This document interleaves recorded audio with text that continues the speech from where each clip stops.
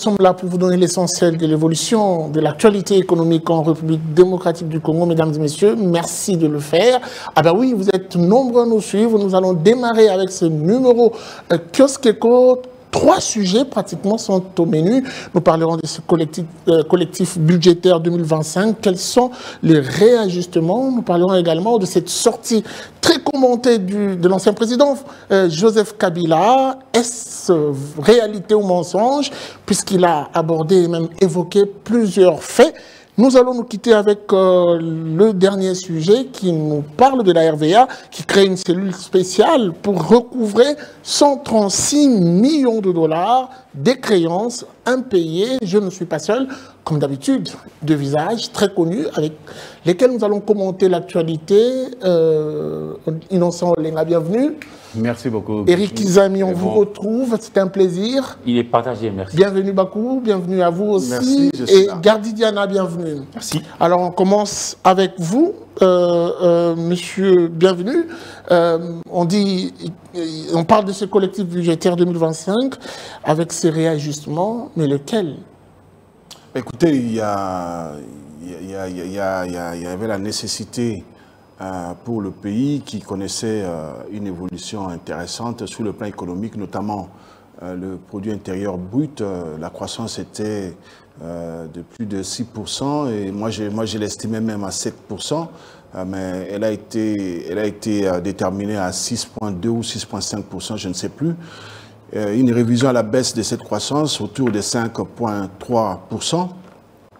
Par le fait qu'il y a une sorte de contraction de l'économie mondiale, et vous savez que notre économie est tributaire de ressources naturelles, notamment les cuivres, très prisés par les Chinois. 80% de la production va de ce côté-là. Avec la crise qu'il y a entre les États-Unis et la Chine, nous subissons les conséquences. Et lorsque les éléphants se battent, l'herbe en pâtit. Et nous qui sommes dans la périphérie de cette situation, nous subissons les contre-coups. Et il y a aussi le fait que nous avons 2 provinces, plusieurs parties de 2 provinces qui échappent au contrôle du gouvernement central. On tient compte de ça, ça représente 4,5%. Mais vous constaterez que le quart aujourd'hui, il y a eu une baisse des ambitions au niveau gouvernemental sur le budget de l'ordre de 1,7% par rapport au budget 2024. C'est juste le réalisme, on a reconduit pratiquement les mêmes éléments et on a réajusté les dépenses, notamment les dépenses de défense et de sécurité, parce que nous sommes en pleine période de guerre. La guerre n'est pas finie jusqu'aujourd'hui. Est-ce que ces réajustements, Gardi Diana, devraient aussi faire intervenir la réduction du train de vie, notamment? Inéluctablement, il faut passer par là, parce qu'au-delà des éléments évoqués ici, c'est vrai. Bienvenue Bako a parlé de la contraction de l'économie au niveau mondial, mais il faut reconnaître quand même au niveau de la RDC, il y a quelques éléments en notre faveur. Même en termes des approches de mobilisation, je l'ai évoqué ici par 2 fois, en fin de l'exercice 2024 et en début d'année 2025, par le bon trésor des obligations, on a quand même réussi à collecter pour pouvoir endiguer certains problèmes, certaines crises. Mais moi, je pense que l'élément essentiel, c'est ici, il faut la réduction des trains de vie. On en a parlé plusieurs fois. On est buté à la... Choses sont lises jusque-là. Justement, on est à la... Dans le budget, on en a tenu compte. J'ai oublié d'en parler. Oh, ok. Oui, on en a tenu compte. Mais qu'est-ce qui est exactement fait? Jusqu'à là, en termes d'effet d'annonce. Qu'est-ce que ça représente, ce que l'on a réduit? Jusqu'à moi, je ne sais pas vous dire ce que ça représente. Pour moi, c'est insignifiant par rapport au target là où on veut aller. Et moi, je pense encore une fois de plus que la responsabilité, les problèmes sont les mêmes. C'est la léthargie, c'est ce retard dans les décisions, pourtant urgentes à prendre maintenant, notamment en réduisant les revenus, les ressources de certaines institutions. Pour moi, c'est inévitable de passer par là. C'est d'ailleurs pour moi l'élément essentiel dans cet élan du collectif budgétaire pour renforcer les ressources de l'État en matière d'efforts de guerre. C'est pour moi une jonction indispensable. Quelle a été la nécessité, Innocent Olenga, de réajuster ce budget, ce collectif budgétaire 2025? D'autant que, Gardi le dit déjà, il souligne qu'il n'y a pas les éléments essentiels comme la réduction du train de vie qui apparaissent un peu plus clairement. Oui, la nécessité parce qu'à suivre le ministre du budget, Aimé Boji, il a bien parlé clairement d'un budget des combats. Un budget des combats où on a tenu compte des effets néfastes de l'agression qui nous coûte énormément cher. Et là, pour lui, il faut renforcer les crédits de la défense nationale. Il faut un peu de moyens pour la diplomatie et la communication. Il faut aussi tenir compte des charges humanitaires. Donc, à cela, il faut... C'est une sorte de réaffectation qui s'est faite autour de ce collectif. Il faut ajouter la gratuité de la maternité, bien qu'elle soit en guerre, mais il faut quand même que les enfants aillent à l'école, il faut que les femmes accouchent dans de bonnes conditions. Et il faut aussi poursuivre le programme PDL 145 territoires qui a été déjà amorcé. C'est dans tout ça que les ministres qui a proposé, le ministre du budget qui a proposé, veut affecter cet argent. Est-ce que le réajustement de ce collectif budgétaire ne va-t-il pas déranger certains secteurs? Parce qu'ici, on revoit quasiment tout ce qui était fait. Non, nous passons quand même une période assez particulière et je crois que cette approche de faire le réajustement du collectif par le collectif budgétaire viendrait notamment juste pour mettre en adéquation tout ce que nous avons dans la marmite par rapport à nos priorités actuelles. Voyez-vous, si nous ne sommes pas en sécurité, comment on va créer notre pain? Ça sera terrible. Si nous ne sommes pas en bonne santé, comment on va pouvoir être capable de pouvoir comment défendre la patrie, etc., etc. Moi, je pense que ça ne va vraiment pas déranger si et seulement si tous nous nous accordons à prioriser plutôt nos besoins. C'est essentiel, ces collectifs budgétaires. Bienvenue, Bakou. Ici, on parle de ce réajustement, bien sûr, c'est une chose. Mais qu'est-ce qui sera exactement fait? Puisqu'on doit dire qu'il y a eu déjà un premier collectif budgétaire qui était envoyé, on le retouche pratiquement. Il sera question d'augmenter les affectations prévues ou carrément d'amputer certaines autres orientations données bien avant. Non, les budgets de l'État se ressemblent dans leur présentation, mais dans leur composition, ils ne se ressemblent pas parce que les priorités d'une année ne sont pas les priorités de l'année N+1. Donc l'année prochaine, il y a d'autres priorités qui sont prises en compte. Mais si c'est la même année, on a déjà eu un collectif pour l'année 2025. Notamment la réduction du train de vie des institutions, contrairement à ce qui est dit. Ça paraît clairement. Déjà, 30%, la présidence de la République s'est vue être amputée de 30% des frais de fonctionnement. Qu'est-ce que ça représente? 30% pour un frais de fonctionnement? Je n'ai pas les chiffres exacts, mais parce qu'on veut la réduction du train de vie. Ça rapporte quoi de plus? Je n'ai pas les chiffres exacts, c'est pourquoi je ne pourrais pas donner avec précision, mais je sais que ces 30% qui ont été amputés à la présidence de la République, c'est quelque chose. C'est quelque chose, ça peut permettre qu'on achète au moins la ration d'un jour pour les militaires. C'est déjà beaucoup.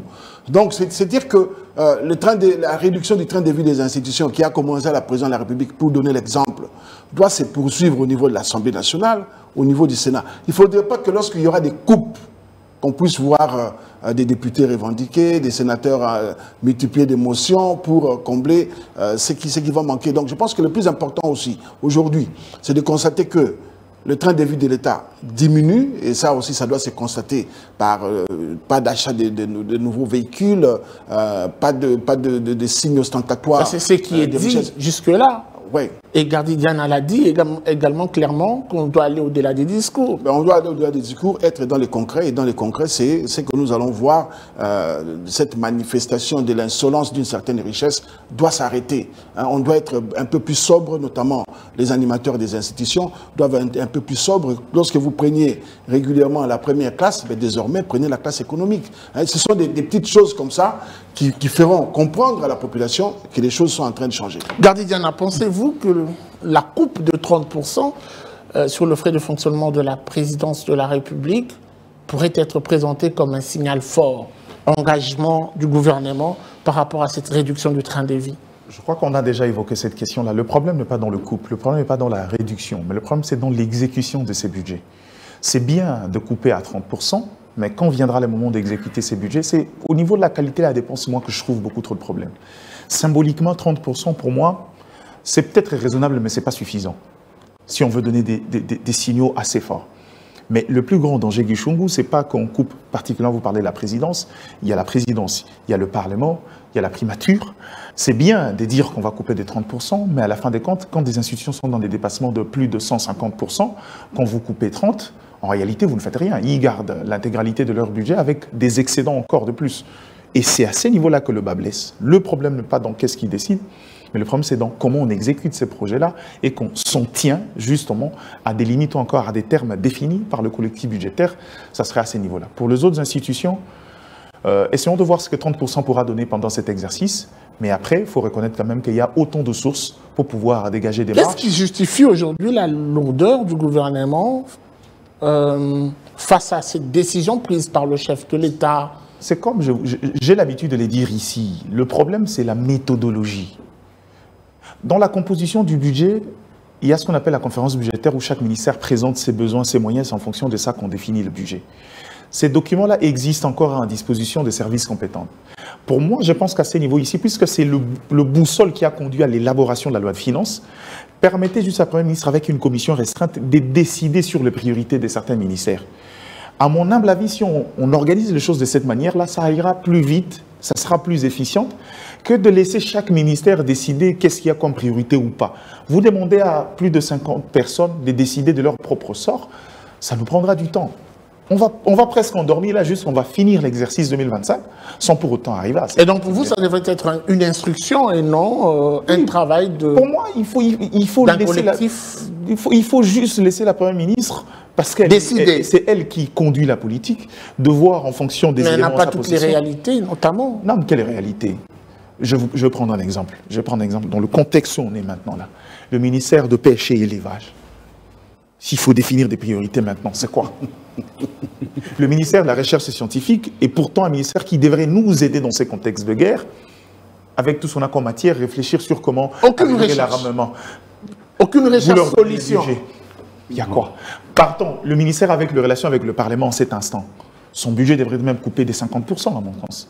Je pense aussi qu'aller de manière forfaitaire à 30% pour tout le monde, c'est pas convenable. Du territoire. Je crois qu'à ce moment-ci... Ah bah oui, on en parlera tout à l'heure. Et puis, la quantité de 30% appliquée de manière régulière à tout le monde, je trouve ça un peu désespéré. Vous n'avez pas coupé 30% au ministère de la Défense? Non, là, on ne touche pas. Ah, non, je prends un exemple. À l'éducation nationale, vous ne pouvez pas toucher. Vous coupez aussi 30% en recherche scientifique, qui déjà leur budget, c'est des frais familiaux. Alors, je vais vous laisser rebondir sur ce que Gardi dit. On peut toucher. Où est-ce qu'on peut toucher? Justement, c'est comme l'exercice est du genre qu'on fait des membres du gouvernement ou de l'Assemblée nationale, des juges et des partis. Donc, ils sont en même temps juges, en même temps, ils sont partis. Qui élabore qui vote les budgets? Ce sont les députés nationaux. Mais quelle est la charge de l'Assemblée nationale ou du Parlement dans le budget? Par mois, on dépense combien? Est-ce que c'est aux députés que vous allez demander de réduire les trains de vie? Ça ne devrait pas être fait à ces niveaux. Est-ce qu'ils vont vous croire, ils vont se laisser faire? Donc, c'est question de volonté. Et donc, on doit dire que c'est une mission impossible pour Soumine ou Judith? Oui. C'est une mission impossible, carrément. Voilà pourquoi il y a cette lourdeur. La pauvre, parce qu'il y a trop de contraintes. C'est ce que je vous dis. Donc, les gens ont déjà des beefsteaks à la bouche. Vous voulez les soustraire, l'enlever? C'est un peu difficile. Les slogans, oui, c'est la consommation, réduction des trains de vie, on peut chanter du matin au soir, mais dans la réalisation, dans les concrets, il n'y aura rien du tout. Comment ça, il n'y aura rien? Moi, je pense que le DG Bakoumani a parlé ici qu'on devait d'abord commencer par faire des coupes au niveau de la présidence. C'est pour donner le go et l'exemple à pouvoir suivre. Et pour moi, on doit y avoir quand même, il doit y avoir plutôt l'effet contagion. Puisque moi, au sommet, j'ai accepté de pouvoir obtempérer, vous aussi faites de même. Il s'agit ici de prioriser ce qui va nous grandir, nous tous. Il s'agit de l'arrière de ce qui est agressif. Le moyen de contrainte. Mais malheureusement, le moyen de contrainte, on n'est pas dans les symbolismes. Parce qu'en réalité, symboliquement, ça représente quelque chose. Eric, mais je veux bien. Financièrement, ça représente quoi? Mais en principe, ils sont tous appelés à être des hommes d'État.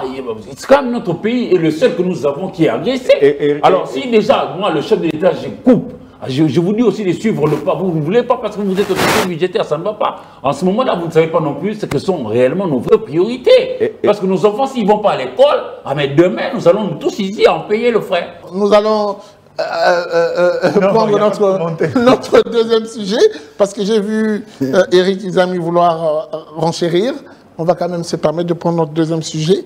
Et c'est l'actualité d'ailleurs de la semaine qui a clôturer la semaine, cette sortie inattendue du président, l'ancien président Joseph Kabila Kabange, sénateur à vie, si on peut encore se permettre de l'appeler ainsi. Joseph Kabila, avec de poursuites sur lui. Il a même annoncé qu'il va parler. Avec de poursuites sur lui, Joseph Kabila a retracé la situation de la République démocratique du Congo en dressant un parallélisme entre hier et aujourd'hui. Et beaucoup en parlent. J'aimerais avoir d'abord votre son de cloche sur ce qu'il a dit. Est-ce qu'il y a du vrai? Bon, d'abord, je suis content parce que toutes les déclarations faites auparavant, c'était par écrit.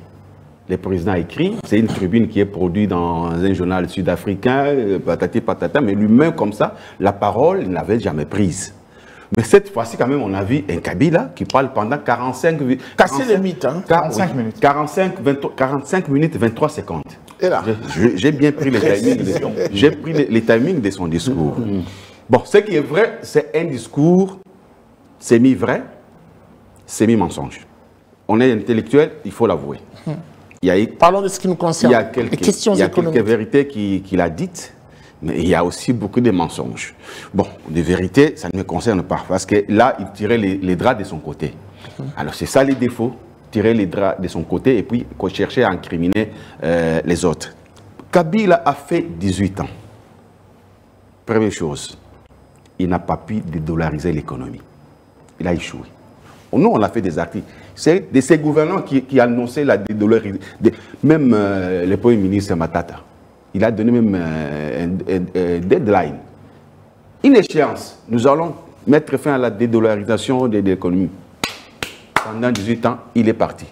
Nous sommes toujours sous l'influence du roi dollar. Il n'a rien fait. Il a parlé de l'inflation, mais qui nous disent, de 2001 jusqu'à 2019, les dollars étaient à combien et il a laissé à combien? Il doit aussi faire ce genre de comparaisons. Kabila a signé les contrats chinois à 3 milliards de dollars pour les infrastructures. La réalisation était à combien? La réalisation était de moins d'1 milliard de dollars. Les infrastructures, d'abord, c'était ça même la priorité de ces contrats-là. Il fallait nous construire et commencer à payer avec le minerai. Mais c'était le contrat qui a été fait, on crée l'entreprise, c'est l'entreprise maintenant qui commence à financer les... C'était pas ça les termes du contrat. Et les 3 milliards, c'est le gouvernement actuel qui cherche, maintenant qui a cherché. Bien sûr, les 7 milliards ont été annoncés, mais ils ne sont pas... Avec la révisitation les du 7 contrat, milliards. Donc, on récupère les 7 milliards sur les manques à gagner et réalisés. Sur un contrat signé par Joseph Kabila. L'émiettement de la GECAMINE. La GECAMINE a été émiettée, divisée, séquestrée, donc scindée, fissurée. Et qui en est l'auteur? Qui en est l'auteur? Il a trouvé la GECAMINE, elle était en difficulté bien sûr, mais elle était entière. Les contrats avec Dan Getler, patati patata, et la GECAMINE est où? C'est l'œuvre de qui? Ce n'est pas l'œuvre de Tshisekedi, c'est l'œuvre de Kabila. On parle de détournement. Moi, je prends juste un petit détournement. Du temps de... Quand Bouchab fut directeur de cabinet. Guichou, souvenez-vous des 32 millions de dollars. La SNEL, le dossier SNEL.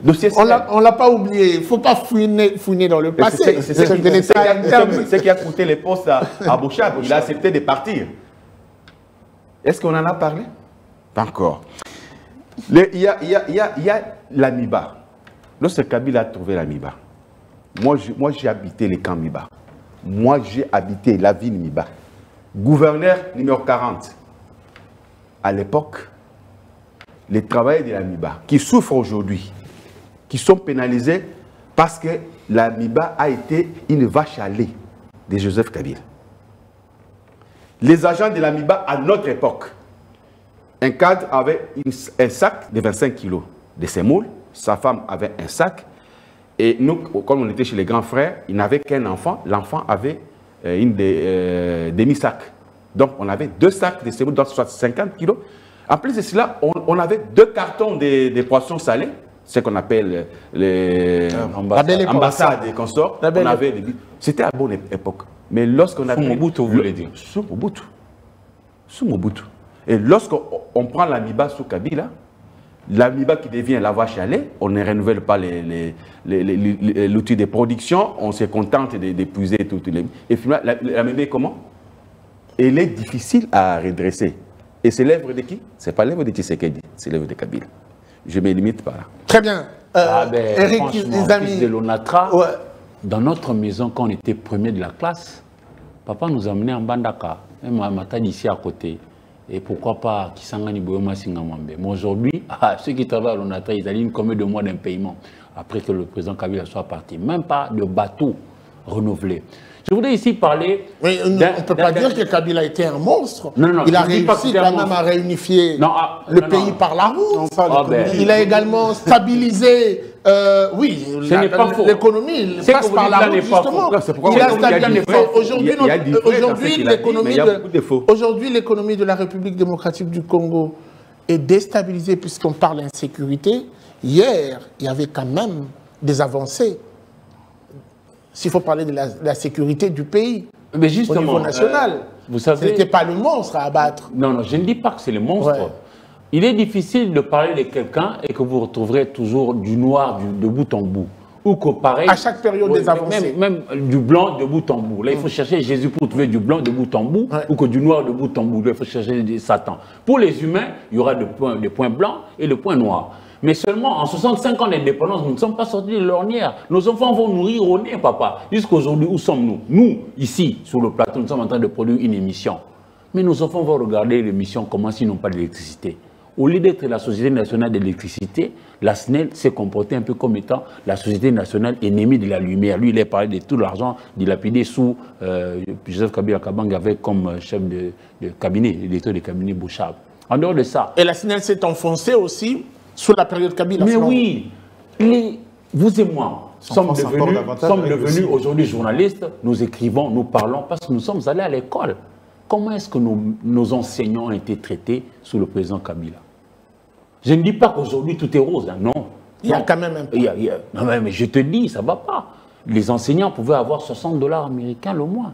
Avec 60 $ américains, par exemple, vous allez faire comment pour payer votre loyer, envoyer vos enfants à l'école? Ceux-ci peuvent aussi tomber malades. Aujourd'hui, ça a été doublé pratiquement. Oui, les militaires, ceux qui ont accepté d'aller combattre pour préserver notre intégrité territoriale, combien d'argent ils ont reçu?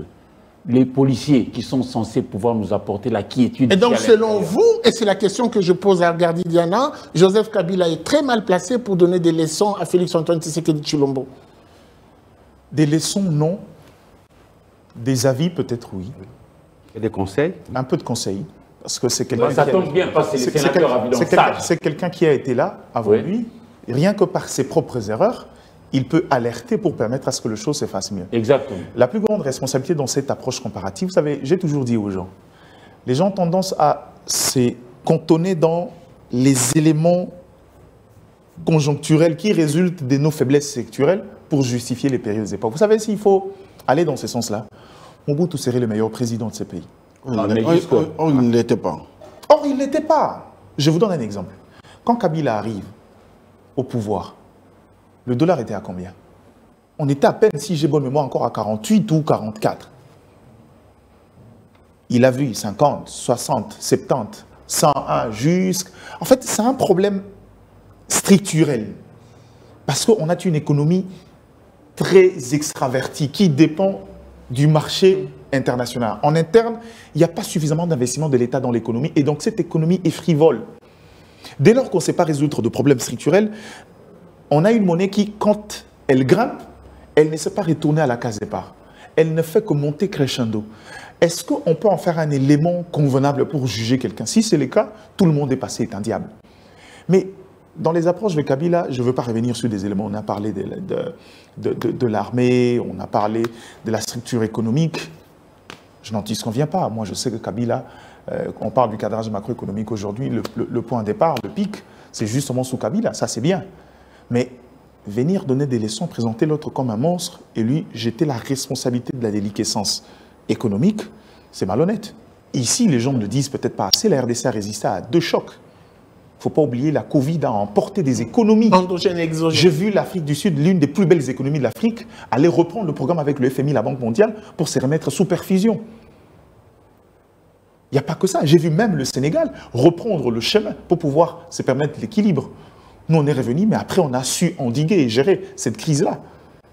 Il y a des facteurs qui peuvent expliquer, mais il y a des efforts consentis. La difficulté ici, ce que moi je mettrais à la tête du pouvoir en place, particulièrement par ceux qui entourent le chef de l'État, c'est justement cette forme de fixisme. C'est des gens qui sont dans une sorte de contentement, alors qu'ils ont la possibilité. Parce qu'aujourd'hui, d'en faire plus. D'en faire plus parce que... Et d'en faire mieux. Justement parce que vous avez atteint un niveau que la RDC n'a pas atteint jusque-là, d'avoir des réserves de l'ordre de plus de 6 milliards de dollars américains. On tend vers 7 milliards. On tend vers 7 milliards. Et c'est historique. Et c'est historique. Alors on peut en vous avez l'avantage, par les questions de gouvernance, d'avoir achevé des programmes, la 6e revue avec le FMI, ce qui n'était jamais arrivé. Ça veut dire que, d'une part, il y a une technicité, mais le problème, c'est que c'est la gestion d'après, c'est-à-dire l'évolution dans les politiques publiques. Ils sont restés dans ce que nous on appelle l'économie, ils sont restés dans les approches quantitatives de choses. On se focalise sur la croissance. Alors qu'après la croissance, il faut aller dans les considérations qualitatives, c'est par les politiques publiques mises en place pour faire évoluer le contexte. Ça, c'est une faiblesse, mais qu'on vienne le présenter comme ça, que Tshisekedi et que Kabila s'érigent en donneur de leçons, c'est pas ça. Il y a deux choses sur quoi il peut expliquer, il peut donner des leçons à Félix Tshisekedi, par exemple, comment il faisait pour négocier des paix temporaires dans l'Est pour avoir des semblants d'accalmie, ça, ok. Et malheureusement, ce n'est pas ça l'orientation choisie par le pouvoir en place. Parce que j'ai toujours dit, quand vous avez eu Antipas Boussaniamou ici, chacun a son approche. Si vous voulez des paix factices, même demain, on peut avoir une récapitulation, mais en réalité, ça serait que de la poudre aux yeux. Et c'était ça l'histoire. Mais sur des questions d'ordre économique, il faut reconnaître qu'il y a de léthargie, à part l'effet des détournants. Cette fois-ci, les gens détournent et les disent tout haut. Avant, ça s'est détourné, on ne disait rien. Les gens étaient un peu plus discrets à l'image de Kabila. Mais maintenant, le problème, c'est qu'il faut que ça évolue, mais on ne peut pas... Les considérations de l'armée, d'ailleurs, je ne rentre pas. Si vous prenez seulement le secteur de la défense, vous prenez l'éducation, vous verrez que son prédécesseur, j'aimerais qu'on parle un tout petit peu, a fait mieux que lui. Oui, j'aimerais qu'on parle un tout petit peu, oui, ça c'est important de le dire, de l'impunité, hier et aujourd'hui. Écoutez... Parce qu'il a évoqué le détournement dans son discours, alors parlons-en. Moi, j'ai séquencé, j'ai retenu 3 points essentiels et j'aimerais bien lire parce que je ne voudrais pas prêter à l'ancien président des mots qu'il n'a pas évoqués. Parce que moi, je suis très d'accord avec Innocent et Eric quand ils disent dans ce que Joseph Kabila a fait, tout n'est pas que noir et tout n'est pas que rose. Hein, par exemple, là, le pays descendait aux enfers. Quand il est arrivé en 2001 au pouvoir, on peut voir la courbe. La descente aux enfers s'est arrêtée. C'est à applaudir. C'est un budget, un bilan important que Kabila a intégré. Il a fait sa part. Il a bâti la structure économique de la République. Exactement. Il a arrêté la descente aux enfers. On l'applaudit pour ça. Il prend la courageuse décision de révisiter le code minier.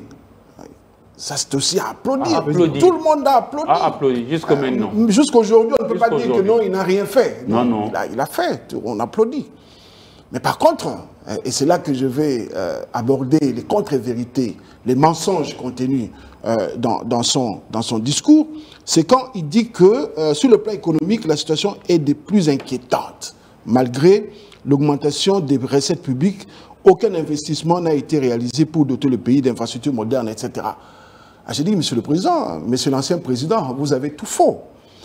Le premier investissement qu'un gouvernement responsable peut faire, c'est d'investir dans l'homme, c'est d'investir dans la jeunesse. Et la gratuité de l'enseignement répond à cette question-là.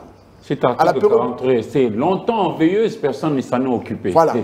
En tout cas, à l'époque de Kabila, nos enfants, près de 3 millions qui étaient déversés, parce que la croissance au Congo, c'est près de 3 millions de nouveaux enfants qui naissent, 3 millions de nouveaux enfants qui vont à l'école, près de 3 millions chaque année. Pendant les 18 ans, on a accumulé comme ça, chaque année, 3 millions qui ne pouvaient pas aller à l'école, simplement parce que les parents n'avaient pas le moyen.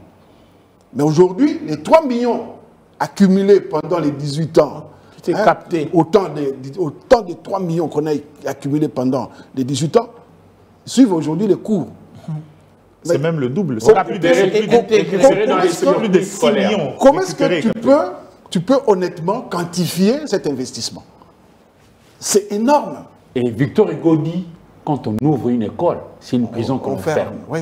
Ah ben c'est essentiel que d'envoyer des enfants à l'école, parce que le Congo de demain ne sera rien d'autre que ce qu'est sa jeunesse maintenant. Exactement. Parce que si on veut se développer, c'est avec des ressources humaines. Et le président, la politique du régime Tshisekedi, c'est d'investir dans les ressources humaines, gratuité de l'enseignement, un gros investissement qui, pour moi, peut résumer tous les 2 mandats de Tshisekedi et peut dormir en paix.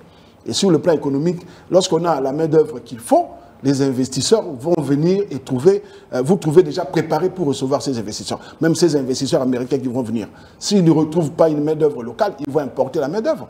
Est-ce qu'on serait à l'aise de voir, encore une fois, les valeurs ajoutées être exportées parce que la main-d'œuvre serait venue d'ailleurs? Aujourd'hui, grâce à la gratuité, on peut espérer avoir des enfants bien formés. D'ailleurs, si on constate bien, on voit de plus en plus que nos enfants sont bien formés dans leurs écoles. De plus en plus. De plus en plus, le niveau de l'enseignement est en train de revenir, de remonter comme c'était à une certaine époque. Le président Kabila a dit également qu'à son époque, tous les signaux étaient ouverts. Bon, je suis d'accord, les signaux étaient ouverts à une certaine période. Vous constaterez par exemple que le taux de change, c'est avec Mouzito que ça a commencé à se stabiliser. Ça veut dire qu'avant, ça ne s'était pas stabilisé. Hein? Avec Mouzito, ça s'est stabilisé. Matata a continué à consolider la stabilisation. Mais tenez-vous bien. On arrive en 2016, le taux était à 920. Le pic. Mais quand le Premier ministre Matata est parti, on attend le pic. En tout cas, ce n'était pas Tshisekedi. Quand Matata a quitté la primature, ce n'était pas Tshisekedi, il n'était pas au pouvoir. En tout cas, c'était Kabila qui était au pouvoir. On est parti de 920 francs à 1600. 1600. Pratiquement le double.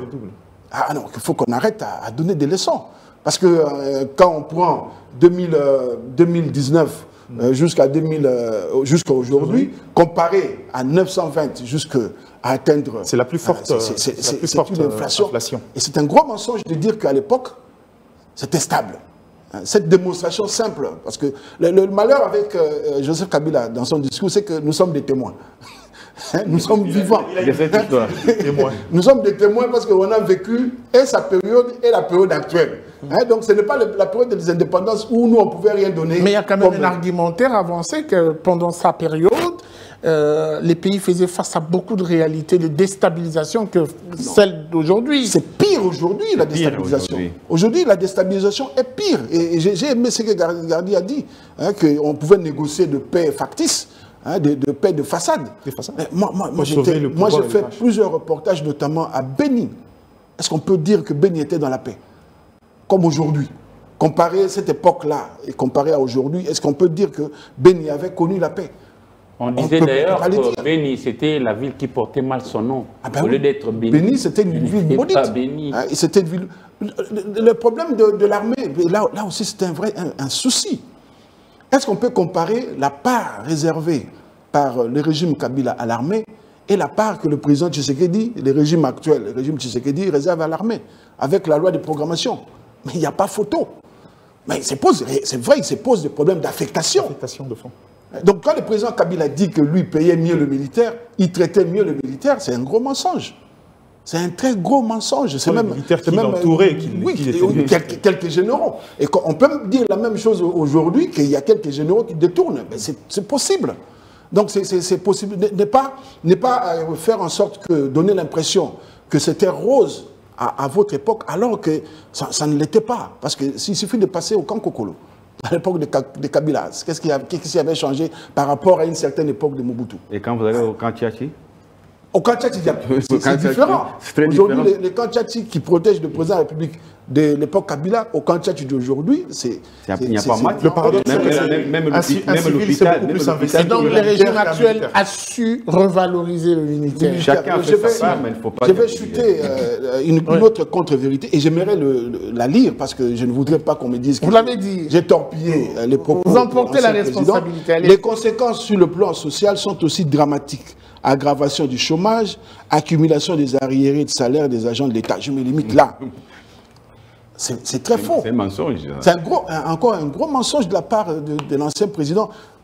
pour qui j'avais beaucoup de respect. Jusqu'à aujourd'hui, j'ai beaucoup de respect pour lui, pour avoir stabilisé, pour avoir arrêté la descente aux enfers du pays et d'avoir réussi ces éloges de 2001. Oui, réussi la transition pacifique du pouvoir. Mais à l'époque de 2001, nous avions la place Golgotha. On n'a pas la mémoire amnésique. Hein? On avait la place Golgotha. Mais la place Golgotha n'existe plus. Vous savez pourquoi? Mais parce qu'il n'y a plus d'arriérés de salaire. Les fonctionnaires sont payés au plus tard le 28. Un peu plus tôt. Mais si, j'invite le ministre Famba de revenir aux bonnes habitudes. Au 15 déjà, il commençait la paye. Depuis un temps, il est en train de déraper un peu. Il commence la paye vers le 24. Non, monsieur le ministre. Mais ça tient encore là. Monsieur le ministre, il faut reprendre les bonnes vieilles habitudes qui constituent à commencer à débuter la paye vers le 15, les 16, les 17, les 18. Et au 28, on avait tout clôturé. Il y a des fonctionnaires qui s'est retrouvé à court de moyens déjà le 15 et puis il a quand je passais devant une banque, là j'ai vu un attroupement monstre. J'ai posé la question, ça doit toucher salaire là-bas. Mais on est aujourd'hui, si je ne me trompe pas, le 23 ou le 24. Donc ça veut dire que d'ici la fin de l'année, on va apurer les salaires du mois de mai. Donc, il ne faut pas mentir aux Congolais qu'il y a des arriérés de salaire. Il n'y en a pas. Mais on avait hérité, à l'époque, on avait une situation vécue, vraie, la place Golgotha. Elle n'existe plus. Très bien. Alors, on va prendre notre troisième sujet. J'aimerais pas qu'on s'attarde sur cette sortie de Joseph Kabila. Mais moi, je suis quand même resté sur un aspect important que je n'ai pas évoqué. Je vais m'en vouloir à propos. C'est le port de l'Onatra, le port de Matadi. Qu'est-ce qu'il est devenu? Qu'est-ce qu'il était avant? Qu'est-ce qu'il est devenu aujourd'hui? J'aimerais quand même que l'on fasse un effort de pouvoir, ne serait-ce que préserver ce que nous avons de précieux. Moi, je ne peux pas admettre qu'une entreprise comme l'Onatra puisse avoir un problème. Devenue une société commerciale. Oui, mais ne pas faire fonctionner à plein régime le port de Matadi et en créer d'autres de manière privée pour ne pas permettre à l'entreprise qui appartient à l'État d'avoir des ressources. Ça ne va pas, ça ampute à cette entreprise-là les moyens de sa politique. Et ça ne va pas. Ça ne va pas. Et puis pour ceux qui sont là, en tout cas, faites un effort de pouvoir redonner le lettre de noblesse à ces entreprises qui peuvent même sédentariser nos populations pour ne pas faire... Je pense qu'il y a un travail de titan qui s'est fait au niveau de l'Onatra. J'ai vu quelques images, les quais réhabilités. Par exemple. On va réaliser un documentaire. Non, je voudrais bien, parce que l'Onatra, ça plupart des marchés donnés au privé. Autant que les autres, mais prioritairement, je parle de... L'Onatra, en tout cas, Eric a raison de le dire. Moi, je vous avais témoigné une dernière fois ici que moi, je prenais le bateau. Kokolo, pendant les vacances, je prenais mon bateau, j'allais à Kisangani.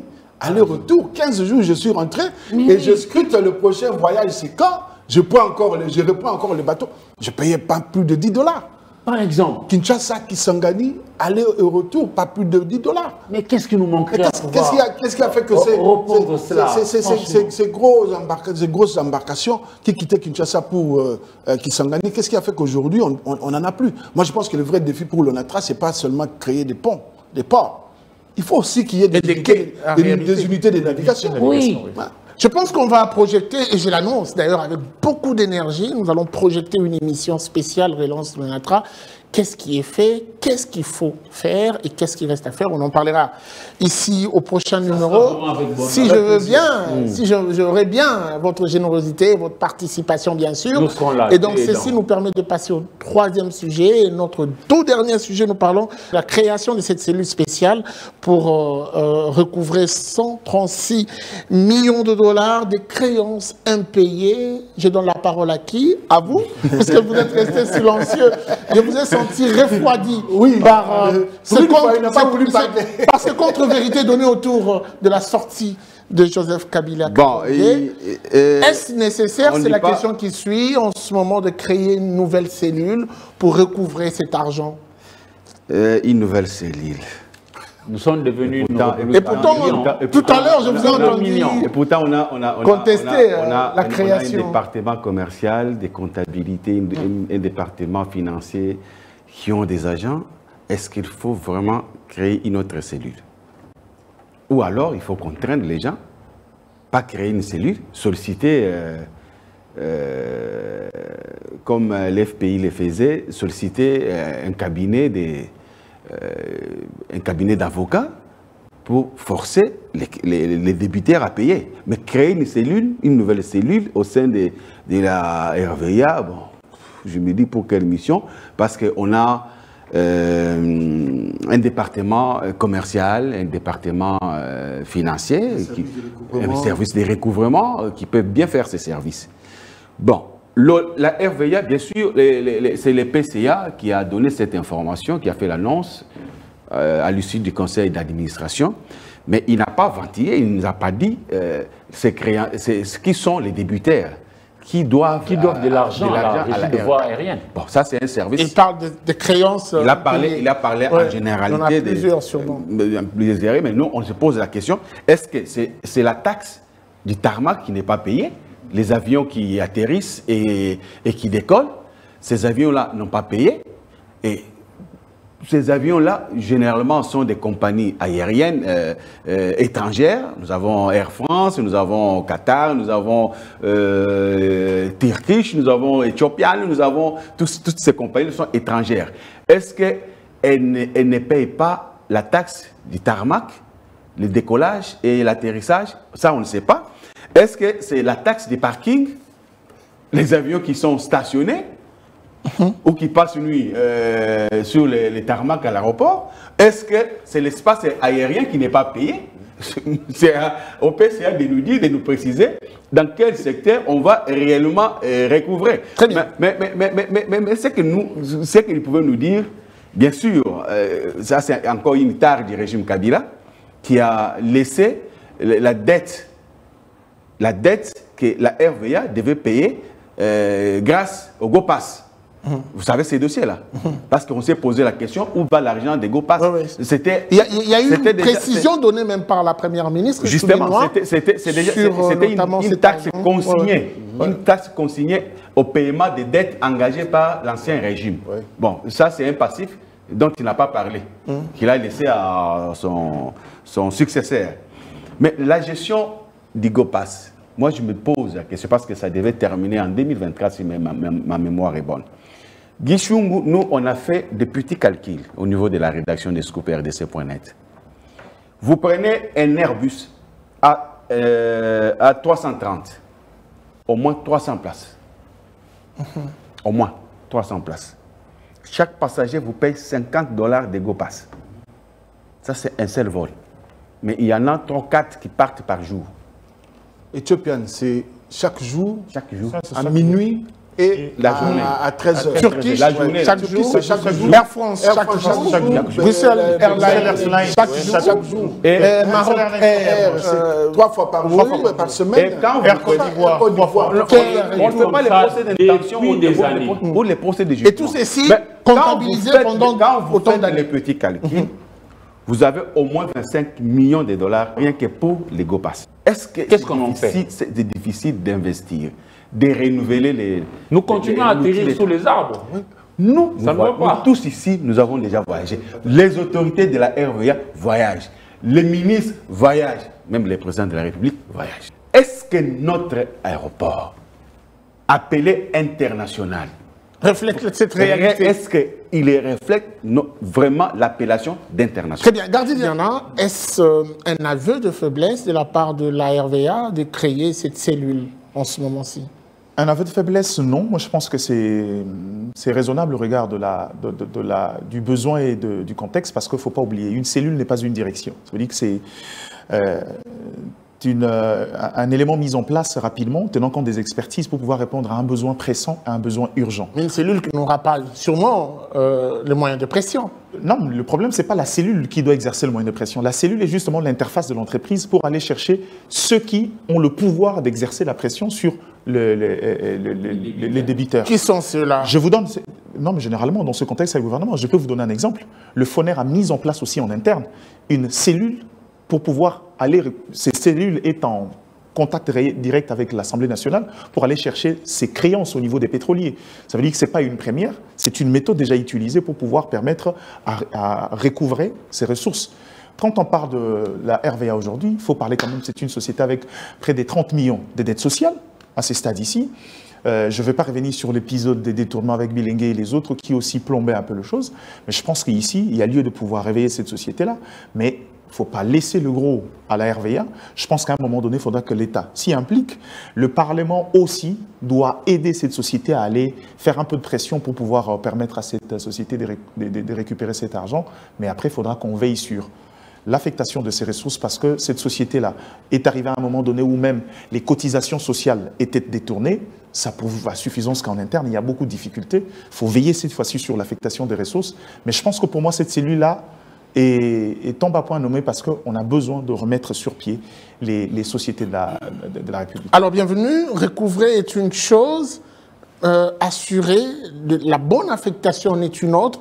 La RVA, vous avez entendu des chiffres qui font froid au dos, autant de mobilisation évoquées par Innocent Olenga. Est-ce qu'aujourd'hui, on peut se dire que ça peut s'arrêter juste par un recouvrement forcé? Non, écoutez, les managers a plusieurs possibilités. Il dispose de plusieurs leviers pour notamment recouvrer les créances de son entreprise. Et les cas d'espèce ici, c'est la RVA. Le plus important dans cette démarche, c'est d'être efficace. Et pour être efficace, il faut s'adresser à ceux qui ont la possibilité de mettre la pression qu'il faut auprès des créanciers. Si ces créances ont traîné, c'est parce que justement, il y avait des gens qui ne voulaient pas, qui refusaient de payer. Ils profitent du laxisme. Du laxisme de certains. Est-ce que le problème n'est pas la RVA elle-même? Ah ben oui, bien sûr. Parce que nous connaissons des entreprises publiques qui ont été eux-mêmes à la base du problème. Je crois que la RVA a quand même des moyens de contraindre sur ces sociétés-là. Absolument. Moi, je pense que avant le Parlement et les autres pouvoirs, la RVA elle-même a des moyens de contrainte pour aller chercher ses créances. Je suis tout à fait d'accord. La RVA a des moyens de contrainte. Mais aujourd'hui, s'ils mettent en place une commission, une cellule, c'est parce qu'ils se sont retrouvés butés à un mur. Hein, les refus ou peut-être les résistances des recommandations certains créanciers. Donc aujourd'hui, cette cellule doit faire le travail comme il se doit et la RVA doit requérir l'appui de certaines personnes, de certaines personnalités pour arriver à mener ce projet à bon port. Mais comme les autres l'ont dit, le plus important, ce n'est pas à recouvrer. Le plus important, les affectations, c'est qu'on en fait après. Je peux mobiliser les chiffres évoqués par Olenga. Ah ben, il faut relativiser un peu, je pense que... oui, justement, au sujet des chiffres, par mois, c'est entre 1,5 million et 1,8 million par mois. C'est ça les recettes des GoPass. Okay. Alors, l'année, ça donne entre 21 millions et 25 millions. Les soucis demeurent parce que le GoPass avait été activé pour que l'on puisse moderniser nos infrastructures aéroportuaires. Aujourd'hui, par exemple, lorsque vous atterrissez sur ici, Roma, nous sommes dans les Hauts-Ouélé. Mais vous descendez sur les arbres. Ici à Chimpi, Congo central, sous les arbres. Même notre aéroport, ça ne reflète ni la taille de notre pays, le poudrement de l'auréole que représente la République démocratique. Nous sommes quand même un géant, mais ça ne va pas. C'est comme une station d'essence. Ça ne va pas, ça ne nous honore pas. Même si on s'entend... Dans le partenariat signé, je crois qu'à un moment donné, il y a eu un marché des dupes à ces niveaux-là, ce qui fait qu'on a presque consigné le gros de ressources de ces histoires-là, mais attendons, on attend le point d'achèvement, voir si cette taxe revient de plein droit à la RVA. À ces moments-là, on pourra établir des vrais éléments d'évaluation. Même là, il faut s'améliorer un tout petit peu, hein, parce que les attentes aujourd'hui, c'est autour des 36 millions, de dollars américains de la RVA en termes de taxes aéroportuaires. Et nous y sommes depuis quelle année? Non, je parle de 2025. L'idée de renforcer ces projets, c'est les ressources pour pouvoir moderniser les infrastructures aéroportuaires. C'est pas le cas. Malheureusement, dans la contraction de ce partenariat, il y a eu des gens qui ont hypothéqué les ressources de la République, malheureusement. C'est ça la grande difficulté. À des durées, la taxe venait pour répondre à ce besoin parce que, comme on dit, la RDC doit commencer par écrire les marchés périurbains. À défaut de pouvoir aller sur les routes, la voie aérienne reste la solution, pour moi, la plus simple, la plus rapide pour reconnecter le ville. Et c'était ça l'objectif à la base. Mais maintenant, après, on est dans nos propres turpitudes. Voyons voir comment ça va. Mais moi, je pense qu'à un moment donné, il faut une vraie réflexion autour de ça.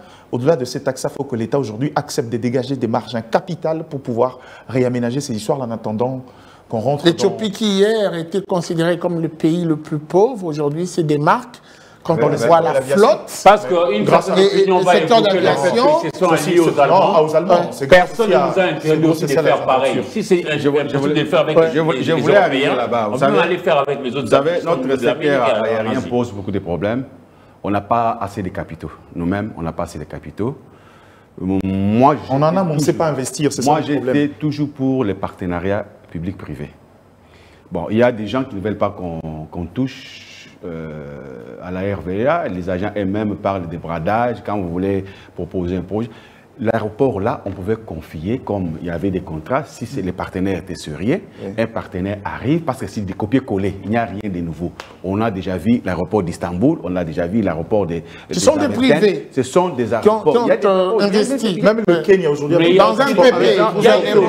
Il y a eu aussi dans l'histoire certains de nos compatriotes qui ont eu à investir dans ces genres de partenariats. Par exemple, j'ai vu que le parking de l'aéroport de Cape Town en Afrique du Sud, on me dit que c'est c'était pour quatre moments qui disaient voilà, à l'époque. Pourquoi est-ce qu'on ne peut pas avoir le nôtre qui investisse aussi chez nous? La perception générale. Non, mais on a quand même investi avec le parking de l'aéroport international. Lequel le parking payant. Oh, mais franchement, nous parlons sérieux. Non, pas sérieux. Très bien. Alors, on va prendre, pour finir, je pense que vous avez fini votre petite précision de taille. J'insiste beaucoup sur les partenariats.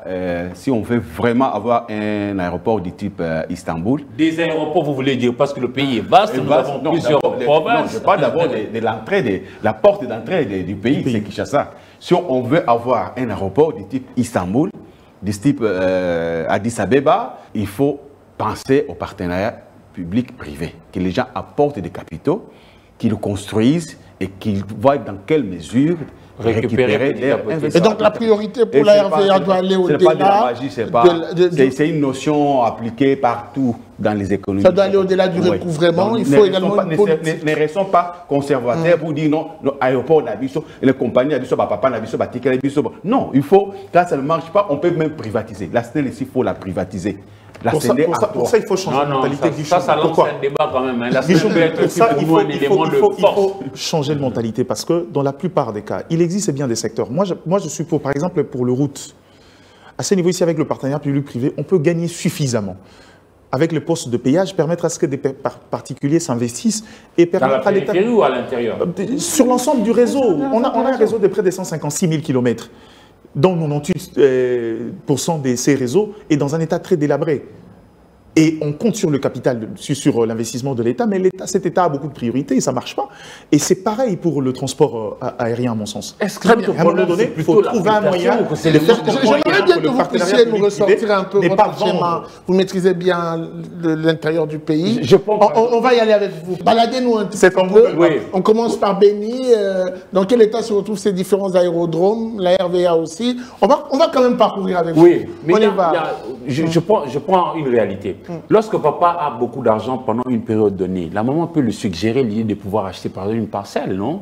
Pour les enfants et le futur. On prend ici la province la plus riche du pays, et même d'Afrique, le Lualaba. Le Lualaba a 5 territoires, Lobodi, Kapanga, Sandoa, Dilolo, et puis Muchacha. Dans Muchacha se trouve la ville de Kolwezi-Alisano. Il y a l'argent. Mais jusqu'aujourd'hui, on n'a toujours pas encore réussi à faire l'interconnexion, ne serait-ce que de ces différents territoires. C'est essentiel. Avant, nous, on nous a dit que s'il n'y a pas de route, s'il n'y a pas de chemin de fer, nous allons toujours être enclavés, on aura de problèmes. On peut étendre ça ailleurs. Il y a un autre coin du pays, peut citer la Tchouapa. La Tchouapa pour chef-lieu, Bouende. Mais dans la Tchouapa, vous avez aussi 5 territoires. Befale, Monkoto, Bokungu, Ikela et Djolou. Mais là-bas, il n'y a rien. Mais c'est là qu'est née même l'industrie pneumatique. Quand on poupait les VA pour sortir les caoutchoucs et en faire, ça a même enrichi la Belgique. Mais pourquoi est-ce qu'aujourd'hui on ne peut pas revenir à ça? Lui parlait des partenariats, j'en veux bien. Mais Mec Gardi dit, chez nous, il faut plutôt voir dans quelle mesure rechercher des capitaux. Mais ce n'est pas l'argent qui manque. L'argent, si, il y en a certes. Mais regarde la taille de la République démocratique du Congo. Il faut faire comprendre aux gens qu'un partenariat public-privé n'est pas vendre la République. Le stade de martyrs qu'on a ici, c'est un partenariat public-privé. On n'a pas déboursé un rond. C'est une contrepartie avec les Chinois. Ça veut dire que si on partait sur cette base-là, c'est un modèle qui nous a déjà servi. Alors aujourd'hui, quand vous le faites, il y aura une pseudo-enquête, on vous dira, on en a bradé parce que ces privés-là vont avoir le capitaux pendant 2 ans, 3 ans. Et alors, ils sont là que pour 2-3 ans récupérer l'investissement. Alors après, regardons. C'est ça. Mais malheureusement, le contrat qui sont venus après, ils n'ont pas produit des infrastructures de la taille des stades de martyrs. Par exemple, prenons le contrat chinois. Qu'est-ce que nous, République démocratique du Congo, avions substantiellement gagné? Avions-nous donné oui ou non nos minéraux? Oui. Avions-nous obtenu... Ce contrat a été mal négocié. Alors, regardons. On repose le même contrat à l'époque de Mobutu, vous verrez qu'on a eu suffisamment d'infrastructures. Alors, regardons tous Et je vous prie de suivre mon regard. Derrière mon dos, il y a Pour une affiche désannoncer. caricature qui s'en fiche déjà. Ah ben, ça Et tombe nous allons bien. commenter avec Et vous. je n'ai rien détourné l'argent. Et je Comme préfère si que il y a Bienvenu à prenne la parole puisqu'il est resté silencieux un moment. Oui, j'écoutais. Oui, Allez-y, on va je prendre vous la amène caricature. chez votre juge naturel. Les députés provinciaux vous accusent des détournements présumés de 3 millions de dollars, encore millions. Ils vous traitent d'affairistes. Je ne fais que leur volonté. Et on voit le personnage là conduire un autre personnage. Je n'ai rien détourné, l'argent est consigné à la c'est le banque. gouverneur. Donc le gouverneur du Kasaï oriental, et le président de et l'Assemblée le président de l'Assemblée provinciale. Et là, c'est la Cour de cassation qui attend impatiemment de recevoir le gouverneur. Ça, c'est l'interprétation. Alors, qu'est-ce que l'on doit comprendre? C'est la lecture. Ouais, la lecture. L'interprétation, Ouais. c'est qu'il y a des soupçons de détournement de fonds, encore des millions, notamment au Qui devait Kasaï. servir à quelque Devait chose. servir à quelque chose parce que c'était destiné à quelque chose. Et c'est au Kasaï oriental où j'ai vu des routes, des belles routes. Ah, des très belles routes, Des hein. très belles routes. C'est très belles une routes. province qui est en train de revenir. Je pense que si c'est vrai, si c'est avéré, qu'il y Et a- ça, c'est avec le deuxième régime, avec le régime actuel. Ben, en tout cas, Parce moi, que il faut parler du Kasaï hier. Je- Il y a je beaucoup parle- à dire. Hein. Je parle de l'État. Je ne voudrais pas paraître comme un partisan quand on est C'est en vrai, train oui. d'analyser comme ça. Ok. Je parle de l'État. L'État a construit des routes au Kasaï. Moi, en Bujimaï, ce que j'ai vu en Bujimaï, c'est quelque chose d'extraordinaire. Les routes ont été tracées sur des endroits où je ne pouvais pas soupçonner. Et là, j'invite ceux qui ont la gestion de cette province à un peu plus de rigueur et un peu plus de sérieux. Hein, on ne peut pas détourner 3 millions. 3 millions au niveau des provinces, c'est énorme. On peut faire Beaucoup de d'argent. choses. Avec. Très bien. Et si on s'arrêtait par cette belle déclaration de Bienvenue Bakoumania? Moi, Donc ça nous permet de Ah, ben, il y a un clôturer dirigeant cette africain ici émission. qui a pu avoir- Non, moi qui a j'ai un pu point de vue différent sur Ouais, cette histoire. ouais, ouais. Pour moi, c'est l'exemple éloquent d'un rapport Assemblée provinciale et gouvernement provincial qui marche selon les normes. Parce qu'ailleurs, si vous prenez Kinshasa, je ne veux pas y revenir, où les députés sont à la solde du gouverneur, finalement, incapables de pouvoir tenir des éléments d'enquête, là, ils prêchent par l'exemple. Pour moi, je pense Très que bien. c'est la meilleure image. Pas du rédit. Bon, On laisse la main. Il y a une enquête qui a été diligentée. Effectivement, il y avait une allocation du gouvernement central en faveur de la province de Kasaï orientale. 3 millions, le gouverneur a pris déjà 900 quelque chose qu'il n'a pas dilapidé. Il a payé les agents du gouvernorat, il a payé les députés eux-mêmes, il a dépensé. Il s'est auto-payé aussi. Oui, C'est déjà du détournement. détournement. Parce que c'est du Et détournement. il a pris les 2 millions 100 qui restaient. Bon, il a dit qu'il a consigné à la banque, mais bon, pour produire un peu d'intérêt. D'intérêt. Et on dit qu'il est affairiste, l'État ne peut pas faire ce genre de travail. Et voilà, on l'a Pourtant, mis l'État à la fait Cour ça de avec cassation. Exim Bank, Mais notamment lui pour aussi la est allé société. à la Cour constitutionnelle pour protester contre la décision de l'Assemblée provinciale. Nous attendons voir ce que Très bien. Je vais quand même ajouter un petit rien. Vous encore? Oui, un petit rien En tout cas, par rapport aux assemblées. j'espère qu'il sera aux dé- petit rien. députés provinciaux. Parce que quand Innocent dit qu'il a même payé les députés provinciaux, les députés provinciaux exercent une pression énorme sur le gouvernement. lorsqu'ils apprennent que quelque chose Quelque est chose tombé dans la caisse, sinon là, rien, ah, ben non, c'est une motion. Le gouverneur Et je ne ne va pas voudrais pas dormir. je ne voudrais pas que ce soit le cas dans les En tout cas cas, sous c'est une examen. motion alimentaire. Vraiment pour terminer, il y a un dirigeant africain que je ne voudrais pas citer, qui a pu quand même construire des logis pour des sans-abri à 4 millions. Mais chez nous, il y a autant de millions qui se perdent comme ça. Autrefois, Il a combien de sans-abri? C'est Ah un ben, état de... je- Et n'en puis, compte pas. où il a trouvé Combien- ces 4 nous millions? devons C'est ça aussi, nous devons c'est faire un dirigeant. effort pour bien affecter De l'argent nos volé en millions. RDC, vous les consommez. Bien affecter nos millions et ça serait intéressant pour notre population. Merci beaucoup pour votre disponibilité. Merci à vous, chers téléspectateurs. On a fini cette émission.